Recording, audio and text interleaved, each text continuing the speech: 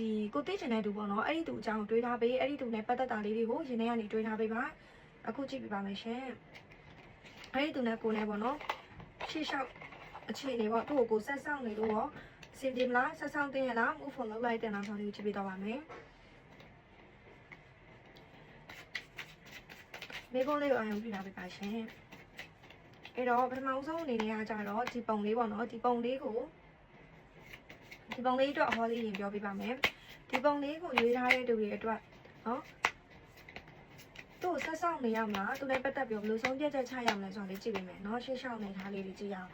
သူ့ဆက်ဆောင်နေတဲ့မှာရယ်နော်ဆက်ဆောင်နေတဲ့နဲ့သူ့စိတ်ထဲမှာလည်းကိုယ့်ကိုရှိနေဆိုတာမျိုးတွေမှာတွေ့ရတယ်သူကကိုယ့်စီပြန်လာခြင်းနဲ့စိတ်တော့ရှိတယ်ဒီမှာသူ့ဘက်မှာအဆင်မပြေနေတဲ့ကိစ္စရက်လေးတချို့ကြောင့်ဒါသူမလာရတရားမျိုးဖြစ်မှာသူလည်းပြန်လာခြင်းနေရဆိုတာမျိုးတော့မြင်တယ်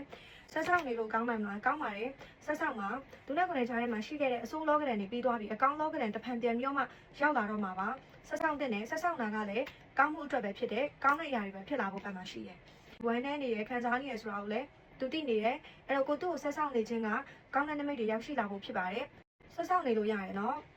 အဲ့တော့